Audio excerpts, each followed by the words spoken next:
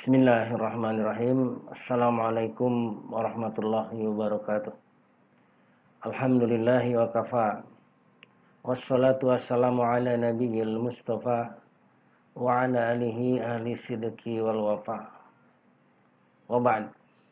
Hadirin rahimakumullah. Di dalam juz amma banyak surat yang diawali ayatnya Allah dengan bersumpah dengan benda-benda langit misalnya, atau bersumpah dengan waktu-waktu tertentu, bersumpah dengan sesuatu yang penting. Seperti halnya di dalam surat At-Tin yang barusan kita baca ini, Allah pun mengawali surat ini dengan bersumpah 4 kali sumpah. A'udzu billahi minasy syaithanir rajim. Wat-tini waz-zaitun. Demi buah tin. Demi buah zaitun. Wa turi sinin. Demi gunung Tursina. Wa hadzal baladil amin. Demi negeri Mekah yang aman. Setelah Allah bersumpah dengan menyebutkan 4 media ini, kemudian Allah menyampaikan isi sumpah. Isi sumpah adalah segala sesuatu yang diucapkan setelah bersumpah. Saya ambil contoh misalnya, ada seseorang yang bersumpah seperti ini. Demi Allah, saya tidak menyontek dalam ujian ini.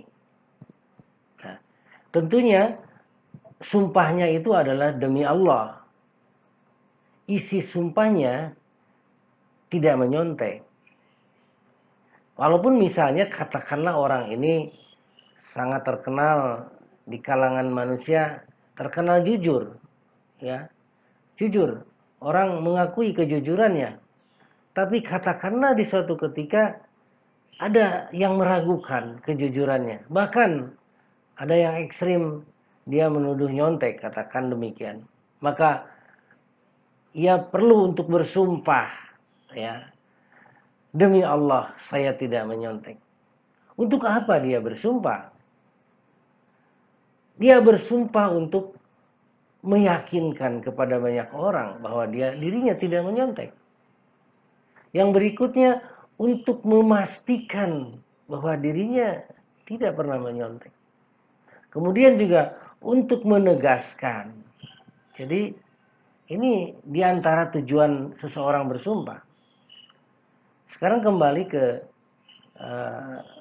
surat At-Tin yang kita baca ini tadi di awal surat. Ketika Allah bersumpah, bukankah Allah itu punya sifat al-haq? Allah itu maha benar.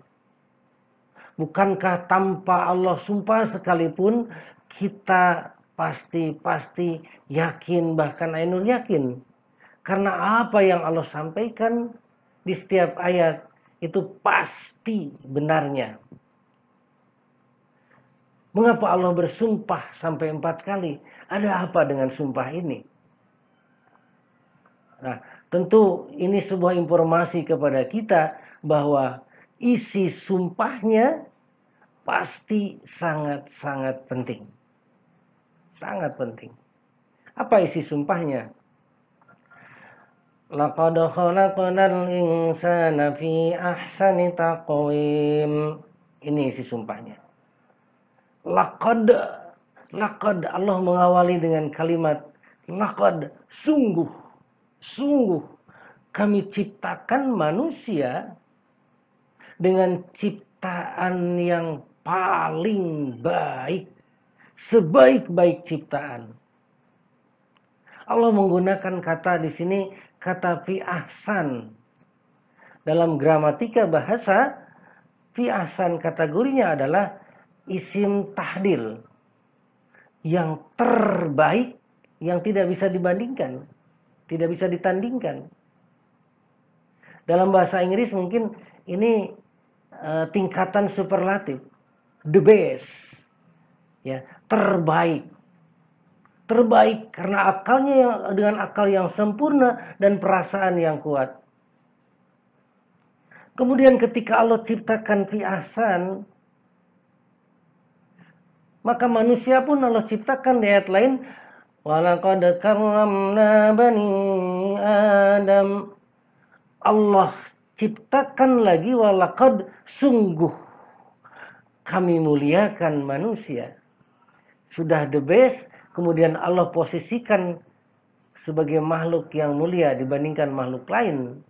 Wa faddalnahum ala katsirin mimman khalaqna tafdila. Kami lebihkan manusia dengan kelebihan yang sempurna dari kebanyakan makhluk. Jadi manusia yang Allah ciptakan adalah sempurna dalam susunan anatomi, ya. Kemudian diposisikan mulia dibandingkan makhluk lain, the best, ya. Oleh karenanya ketika kita memahami bahwa manusia Allah ciptakan, awal ciptaannya adalah the best, yang terbaik dari semua aspek, maka tidak boleh kita menisbatkan diri dengan makhluk Allah yang lain, menyebutkan makhluk Allah yang lain, walaupun sekedar untuk sebuah simbol, sebuah keunggulan. Nah, karena di ayat berikutnya Allah informasikan, summa radadnahu asfala safilin. Kemudian Allah posisikan manusia asfala safilin, dalam kondisi yang hina sehina-hinanya. Ada suatu kondisi yang kontradiktif. Di awal ciptaannya manusia adalah the best, terbaik, fi ahsan. Lalu mengapa Allah posisikan sumar dan asfala safilin dalam posisi yang paling hina sehina-hinanya? Dipastikan ini banyak faktor yang menjadi penyebab. Untuk mengurai apa faktor-faktor utama yang menjadi penyebab perubahan dari yang terbaik menjadi yang terhina, insya Allah di dalam pertemuan berikutnya. Terima kasih. Wallahu a'lam bishawab. Wassalamualaikum warahmatullahi wabarakatuh.